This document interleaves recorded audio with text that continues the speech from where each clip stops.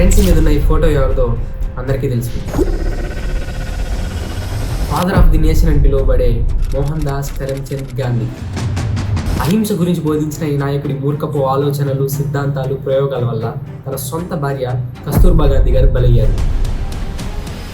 నేనంటున్న మాట కాదు, చాలా మంది హిస్టారియన్స్ అంటున్న మాట. ఫాదర్ ఆఫ్ ది నేషన్ అనే ట్యాగ్ వల్ల మనం డెకేడ్స్ పాటు క్వశ్చన్ చేయకుండా యాక్సెప్ట్ చేస్తున్నామా? అసలు క్విట్ ఇండియా మూవ్మెంట్ టైంలో ఏం జరిగింది? ఎందుకని గాంధీజీని వాళ్ళ సెక్రటరీని కస్తూర్బా గాంధీ గారిని ఆగా ఖాన్ ప్యాలెస్ లో బంధించారు? నేచర్ క్యూర్, ఫాస్టింగ్ అంటూ గాంధీ చేసిన ప్రయోగాలు ఏంటి? 2 సంవత్సరాల పాటు ఈ ప్యాలెస్ లో గాంధీజీతో కలిసి బ్రిటిష్ కస్టడీలో ఉన్న కస్తూర్బా గాంధీ గారు ఎలా చనిపోయారు? సో ఇవన్నీ తెలుసుకోవడానికి నేను క్విట్ ఇండియా మూవ్మెంట్ టైంలో కీ రోల్ ప్లే చేసిన ఆగా ఖాన్ ప్యాలెస్ కి వచ్చాను. ఇంకా లేట్ చేయకుండా అసలైన హిస్టరీలో వెళ్దాం.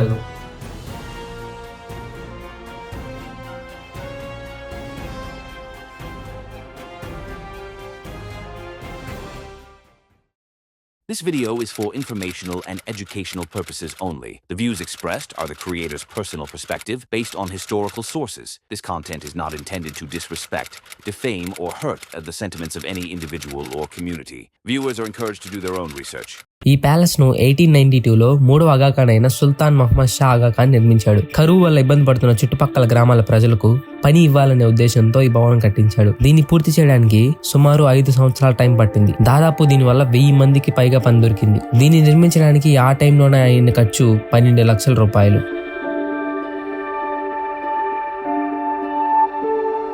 ఇక్కడ మొత్తం మనకి 5 గ్యాలరీలు చూడడానికి కనిపిస్తాయి. ఇది బయట నుండి చూస్తే ఒక మ్యూజియం, బట్ లోపల అడుగు పెట్టాక ఇది మోర్ ఆఫ్ క్వశ్చనింగ్ స్పేస్ లా అనిపించింది. ఇదేంటంటే 1942లో వరల్డ్ వార్ జరుగుతున్న టైంలో విదేశీ సైనికులను మన దేశంలో ఉంచాలా లేదా అనే టాపిక్ మీద డిస్కషన్ జరిగింది. అండ్ కాంగ్రెస్ తీసుకున్న నిర్ణయం వల్ల దేశ ప్రజల నుంచి అప్పట్లో చాలా వ్యతిరేకత వచ్చింది. ఆ ఇన్ఫర్మేషన్ మొత్తం కూడా మనకి ఇక్కడ చూడడానికి కనిపిస్తుంది.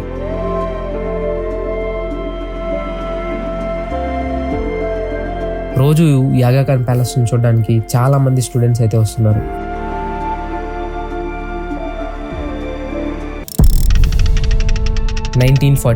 ప్రపంచం మొత్తం వరల్డ్ వార్ 2 ప్రభావంలో ఉంది.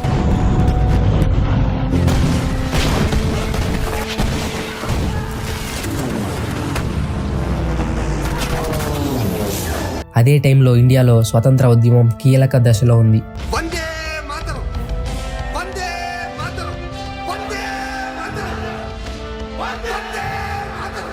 ఈ పరిస్థితుల్లోనే 1942 జూలై 14న కాంగ్రెస్ వర్కింగ్ కమిటీ ఒక కీలక నిర్ణయం తీసుకుంది. బ్రిటిష్ పాలన తక్షణమే భారతదేశం నుంచి ముగించాలి అని ఇందులో క్లియర్ గా డిమాండ్ చేశారు. ఆగస్టు 7-8 తేదీల్లో ముంబైలో కాంగ్రెస్ సమావేశం జరిగింది. ఈ సమావేశంలోనే గాంధీ డూ ఆర్ డై అనే నినాదం పలికారు. ఈ మాటలతో క్విట్ ఇండియా మూవ్మెంట్ మొదటిసారి ప్రజల్లోకి వెళ్ళింది. ఇదే క్విట్ ఇండియా మూవ్మెంట్ కి మొదటి ప్రారంభం. కానీ ఈ ఉద్యమం గ్రౌండ్ లెవెల్లో పూర్తిగా మొదలవడానికి ముందే బ్రిటిష్ గవర్నమెంట్ చాలా ఫాస్ట్ గా అలర్ట్ అయ్యింది. ఆగస్టు 9, 1942 తెల్లవారుజామున గాంధీజీతో పాటు ఇతర ముఖ్యమైన కాంగ్రెస్ నాయకులందరినీ అరెస్ట్ చేసింది. అప్పుడే గాంధీజీ ముంబై నుంచి పూణేలో ఉన్న ఈ ఆగా ఖాన్ ప్యాలెస్ కి తరలించారు. ఈ ప్యాలెస్ ని ఒక జైల్లా మార్చి ఇక్కడే గాంధీజీని నిర్బంధించారు.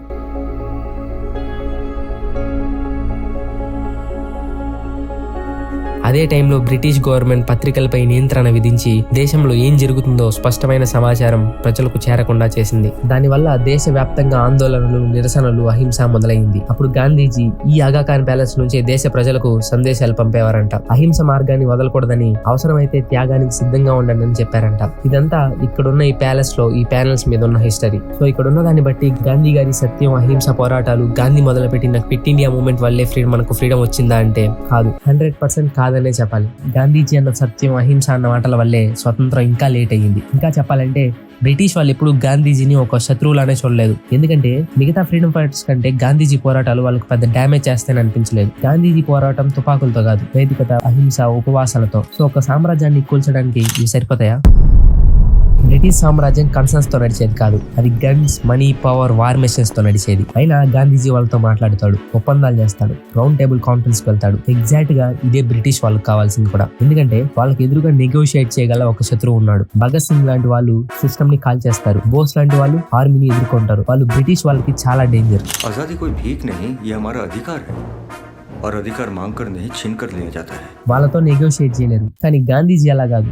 జైల్లో పెట్టచ్చు, రిలీజ్ చేయొచ్చు, మళ్ళీ టేబుల్ దగ్గర కూర్చోవచ్చు. గాంధీజీ అహింస బ్రిటిష్ వాళ్ళకు ఒక షీల్డ్ లా అయింది. వాళ్ళకు దీనివల్ల చాలా సమయం లభించింది. ఆ టైంలోనే వాళ్ళు వరల్డ్ వార్ 2 గెలిచారు, మన రిసోర్సెస్ తీసుకున్నారు, పార్టీషన్ ప్లాన్ చేశారు. సుభాష్ చంద్రబోస్ గారిని ఎదుర్కోలేక స్మూత్ గా మన దేశాన్ని వదిలేసి వెళ్ళిపోయారు. సో ఈ అగా ఖాన్ ప్యాలెస్ లో ఉన్న దాని ప్రకారం ఇంకా గాంధీజీ వల్లే ఫ్రీడమ్ వచ్చింది అని ఎవరన్నా నమ్ముతున్నట్లయితే అది మీ ఇష్టం.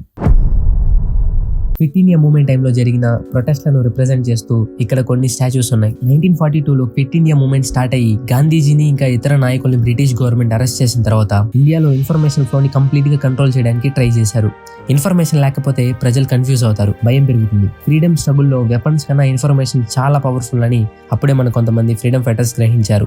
27 ఆగస్ట్ 1942 నాడు క్విట్ ఇండియా మూవ్మెంట్ పీక్ టైంలో ఉన్నప్పుడు కొంతమంది freedom fighters under ground radio broadcast ని స్టార్ట్ చేశారు. ఈ బ్రాడ్కాస్ట్ 41.78 మీటర్స్ వేవ్ లెంత్ లో ట్రాన్స్మిట్ అయ్యేది. 1942 సెప్టెంబర్ 3 వచ్చిన డాక్యుమెంట్ ప్రకారం కాంగ్రెస్ రేడియో త్వరలోనే 42.34 మీటర్స్ వేవ్ లెంత్ లో ఆన్ ఎయిర్ అవుతుందని అనౌన్స్ చేశారు. ఈ రేడియో బ్రాడ్కాస్ట్ ప్రతి రాత్రి, కొన్నిసార్లు డే టైమ్ లో కూడా బ్రాడ్కాస్ట్ అయ్యేది. 12 నవంబర్ 1942 నైట్ 9 PM కి బ్రిటిష్ సిఐడి స్పెషల్ బ్రాంచ్ ఈ రేడియో సెటప్ ని సీజ్ చేసింది. ఈ రేడియో దాదాపు 71 రోజుల పాటు ఇండియా అంతటా జరుగుతున్న ఈవెంట్స్, ప్రొటెస్ట్, అరెస్టుల గురించి న్యూస్ బ్రాడ్కాస్ట్ చేసింది. క్విట్ ఇండియా మూవ్మెంట్ ఈ మొమెంటం ని మెయింటైన్ చేయడంలో ఇది మేజర్ రోల్ ప్లే చేసింది. బ్రిటిష్ ఇంటెలిజెన్స్ ఆఫీసర్స్ ఈ రేడియోస్ ని ట్యాప్ చేశారు. అట్లీస్ట్ 3 ట్రాన్స్మిటర్స్ పోలీస్ చేత సీజ్ చేయబడ్డాయి. అయినా కూడా ఇది ఎక్కడ ఆగలేదు. ఒక ట్రాన్స్మిటర్ సీజ్ అయినా కూడా బ్రాడ్కాస్ట్ కంప్లీట్ గా స్టాప్ అవ్వలేదు. మిడ్ నవంబర్ 1942 వరకు లీడర్లెస్ ఇండియాలో న్యూస్ స్ప్రెడ్ చేస్తూనే ఉంది.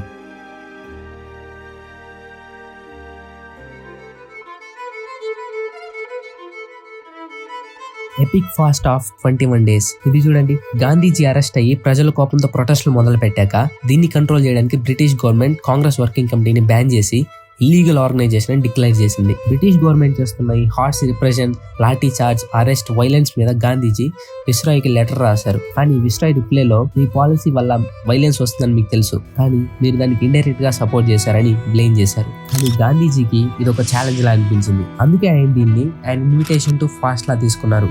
10th Feb నుంచి 2nd March వరకు అంటే 21 days ఈ ప్యాలెస్ లోనే ఫాస్టింగ్ చేశారు, అంటే ఉపవాసం ఉన్నారు.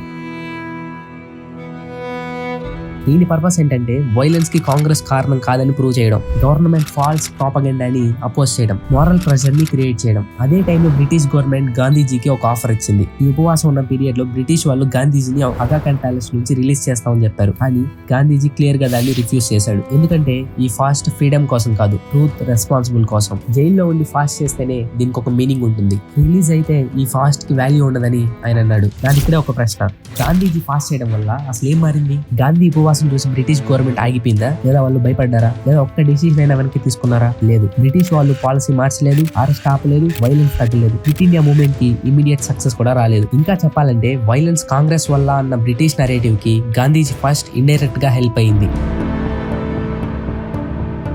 ఈయన గాంధీ గారి సెక్రటరీ మహదేవ్ దేశాయ్. ఈయన కూడా ఈ ప్యాలెస్ లో చనిపోయారు. మహదేవ్ దేశాయ్ గాంధీకి కేవలం ఒక సెక్రటరీ మాత్రమే కాదు, ఆయన గాంధీజీతో కలిసి 1917 నుంచి 1942 వరకు అంటే దాదాపు 25 సంవత్సరాలు నిరంతరం ఆయనతో ఉన్న వ్యక్తి. ఈ టైంలో ఆయన డైరీ రాసేవారు. గాంధీజీ ఎక్కడికి వెళ్ళాడు, ఎవరిని కలిశాడు, ఏ నిర్ణయం ఎందుకు తీసుకున్నారని మహదేవ్ దేశాయ్ ఆయన డైరీలో రాసేవారంట.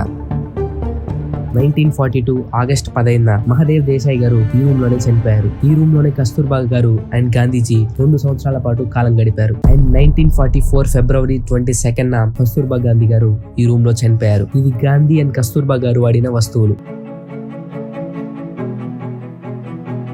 అప్పట్లో వాళ్ళు ఎక్కువగా వాడిన ఈ రూమ్ ఇప్పుడు ఎలా ఉందో మనం చూడొచ్చు.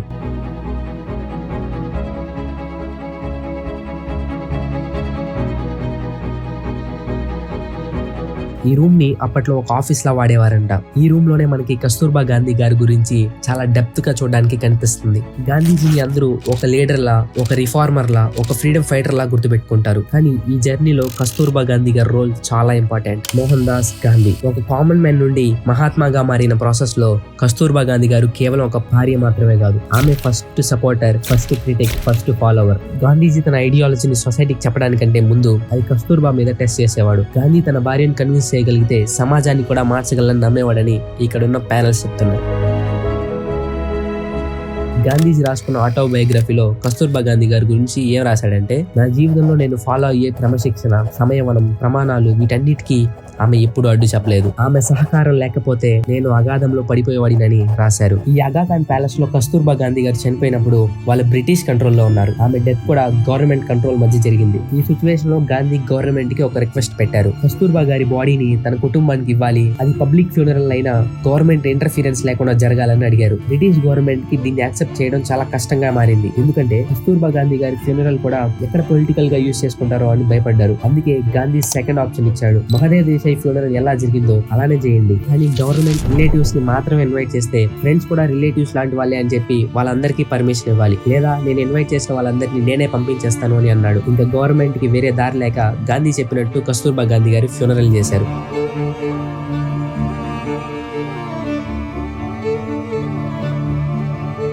ఇంతకీ అసలు కస్తూర్బా గాంధీ గారు ఎలా చనిపోయారు? ఇప్పుడు ఇదే మన బిగ్గెస్ట్ క్వశ్చన్. 1944లో కస్తూర్బా గాంధీ గారు ఎలా చనిపోయారన్న క్వశ్చన్ వచ్చినప్పుడు మనకి కామన్ గా వినిపించే మాట బ్రోనికల్ న్యూమోనియా. కానీ ఈ మాట పూర్తిగా అబద్ధం. ఎందుకంటే ఆమె మరణానికి కేవలం ఒక వ్యాధి కారణం కాదు, ఒక మనిషి ఆలోచనలు, అహంకారం. కస్తూర్బా గాంధీ ఈ అగా ఖాన్ ప్యాలెస్ లో ఉన్నప్పుడు ఆమె ఆరోగ్యం అస్సలు బాగలేదు. వయసు మీద పడ్డం, గుండె సమస్యలు, రక్త ప్రసరణ బలహీనంగా ఉండడం లాంటి సమస్యలు ఉన్నాయి. అదే టైంలో ఆమెకి నిమోనియా వచ్చింది. అప్పట్లో నిమోనియా అనేది ప్రాణాంతకరమైన వ్యాధి. ఇది గాంధీకి తెలియదా అంటే తెలుసు, డాక్టర్లు చెప్పారు. అండ్ వాళ్ళ చిన్న కొడుకు దేవదాస్ కూడా చెప్పాడు. కస్తూర్బా గాంధీ గారి హెల్త్ చాలా క్రిటికల్ గా ఉన్నప్పుడు కూడా ఆమె ఎప్పుడు ఈ పెద్ద పెద్ద ట్రీట్మెంట్స్ కానీ ఎక్స్పెన్సివ్ మెడిసిన్స్ కానీ అడగలేదు. అలాంటి సిచ్యువేషన్ లో కూడా ఆమె గాంధీని అడిగింది ఒక్కటే, క్యాస్ట్రాల్ ఆయిల్ అంటే ఆముదం నూనె. గాంధీ అది కూడా ఇవ్వకపోగా ఏమన్నాడంటే, a patient should not be her own doctor, give up medicines అని. దీని అర్థం ఏంటంటే ఒక రోగి తన సొంత వైద్యుడిగా ఉండడానికి ప్రయత్నించకూడదు, ఔషధాన్ని వదులుకో. ఇది గాంధీ అన్నమాట. అప్పుడే మార్కెట్ లోకి నిమోనియా క్యూర్ పెన్సిలిన్ డ్రగ్ వచ్చింది. ఇది ఇస్తే కస్తూర్బా గారు బ్రతుకుతారని డాక్టర్స్ చెప్పారు. కానీ గాంధీ దానికి ఒప్పుకోలేదు. ఎందుకంటే గాంధీకి మోడర్న్ మెడిసిన్స్ అంటే నచ్చదు, ఇంజెక్షన్స్ అంటే అసహ్యం. గాంధీ ఫాస్టింగ్ అండ్ నేచురల్ మందులు వాడడం వల్ల బాడీ దానంతటా అదే క్యూర్ చేసుకుంటుందని నమ్మేవాడు. కాబట్టి స్టార్టింగ్ నుంచే పెన్సిలిన్ ని అపోజ్ చేస్తూ వచ్చాడు. డాక్టర్ల మాట, తన కొడుకు మాట, ఎవరి మాట వినలేదు. తన తల్లిని ఎలా అయినా కాపాడుకోవాలని దేవదాస్ గాంధీ కోల్కతా నుంచి పెన్సిలిన్ తెప్పించాడు. ఇంకా ఇంజెక్షన్ ఇవ్వబోతారు అని తెలిసి వెంటనే గాంధీ వచ్చి అడ్డుకున్నాడు. అప్పుడు గాంధీకి దేవదాస్ కి మధ్య ఒక పెద్ద ఫైటే జరిగింది. దేవదాస్ కస్తూర్బాకి పెన్సిలిన్ వేయడానికి ఒప్పుకోమని అడుక్కున్నాడు. కానీ గాంధీ ఈ డ్రగ్ ని వాడకూడదని తేల్చి చెప్పాడు. అప్పుడు గాంధీ వాళ్ళ కొడుకుతో అన్నమాట, why you don't trust on God. ఇది వినడానికి పైకి భక్తి మాటల్లా వినిపిస్తుంది, కానీ లోపల ఏం చేస్తుందంటే సైన్స్ ని శత్రువుగా మారుస్తుంది, మెడిసిన్ ని పాపంగా చూపిస్తుంది, ఒక బాధపడుతున్న మహిళ శరీరాన్ని ఫెయిత్ టెస్ట్ గా మారుస్తుంది. మరుసటి రోజు ఉదయం కస్తూర్బా గాంధీ గారు నెమ్మదిగా బాధపడుతూ చనిపోయారు. అదే రోజు రాత్రి సుశీలా నాయర్ తన మంచం మీద పడుకున్న గాంధీని చూడడానికి వెళ్లారు. అప్పుడు గాంధీ మాట్లాడిన మాటలు విని ఆమె షాక్ అయ్యారు. గాంధీ ఎగ్జాక్ట్ గా ఏమన్నారంటే, how God tested my faith. If I had allow you to give her penicillin, it could not have saved her, but it would have mean bankruptcy of faith on my part, and she passed away in my lap. I'm happy beyond measures. దీని అర్థం ఏంటంటే ఆమెకు pencil ఇచ్చున్నా ఆమె బ్రతికేది కాదు, కానీ ఇచ్చుంటే అది నా దేవుడి మీద ఉన్న నమ్మకాన్ని దెబ్బతీసుండేది. ఇప్పుడు ఆమె నా ఒడిలోనే చనిపోయింది, అంతకంటే గొప్ప ముగింపు ఇంకేముంటుంది. అందుకే నేను చెప్పలేనంత సంతోషంగా ఉన్నానని అన్నాడు. జస్ట్ ఆలోచించండి, ఇవి ఒక హస్బెండ్ మాట్లాడే మాటలేనా? ఇది ఒక సిద్ధాంతం గెలిచింది అని ఆనందపడిన వ్యక్తి మాట్లాడే మాటలు. గాంధీ కస్తూర్బా గారికంటూ ఒక చాయిస్ ఇవ్వలేదు. ఆమె లైఫ్ సేవింగ్ డ్రగ్ ని అడ్డుకున్నాడు, తన ఫెయిత్ ని తనపై ఇంపోజ్ చేశాడు. ఇది death by ideologically refusal. Modern medicine ని ఎంత హేట్ చేసిన వ్యక్తి తన ప్రాణానికి వచ్చేసరికి అవే ఏలియన్ మందులు తీసుకున్నాడు, అవే ఇంజెక్షన్లు వేసుకున్నాడు. గాంధీజీ చాలా మందికి ఫాదర్ ఆఫ్ ద నేషన్ కావచ్చేమో, కానీ కస్తూర్బా గారి జీవితంలో ఆమెకు మెడిసిన్ అందకుండా ఆపిన ఒక గేట్ కీపర్. ఇప్పుడు మొత్తం ఇన్ఫర్మేషన్ మీ ముందు పెట్టాను, దీన్ని బట్టి మీరే డిసైడ్ అవ్వండి కస్తూర్బా గారు గాంధీ వల్లే చనిపోయారా లేదా అనేది. ఇప్పుడు మనం కస్తూర్బా గారి సమాధి దగ్గరికి వెళ్దాం.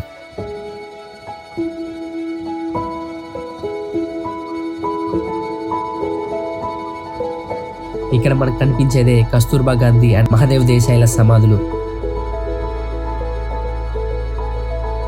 ఇది మహాదేవ్ దేశాయ్ సమాధి, ఇది కస్తూర్బా గాంధీ గారి సమాధి. ఇక్కడ కనిపిస్తుంది కదా, దీంట్లోనే గాంధీ అస్థికలు ఉన్నాయంట.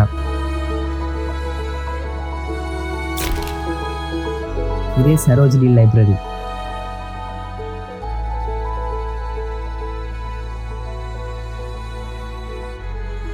ఇక్కడ మొత్తం కూడా ఫ్రీడమ్ స్ట్రగుల్స్ అండ్ గాంధీజీకి సంబంధించిన బుక్స్ ఉన్నాయి.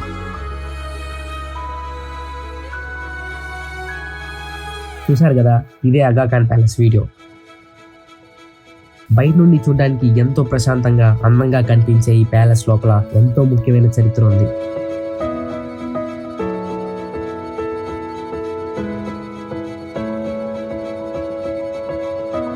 రోజు ఇక్కడికి కొన్ని వేల మంది వస్తుంటారు. వాళ్ళందరూ కూడా బయటికి వెళ్ళేటప్పుడు గాంధీ చాలా గొప్ప వ్యక్తి, ఫాదర్ ఆఫ్ ద నేషన్ అనే ట్యాగ్ కి అర్హుడు అని అనుకుంటారు. కానీ ఈ వీడియో ఎండేటప్పటికి మీకేమనిపించిందో కింద కామెంట్ లో చెప్పండి. ఇంకా ఇలాంటి ఎన్నో మంచి మంచి వీడియోలు మన ఛానల్లో రాబోతున్నాయి. అవి మిస్ అవ్వకూడదు అనుకుంటే ఇప్పుడే మన ఛానల్ సబ్స్క్రైబ్ చేసుకోండి. So see you in the next video.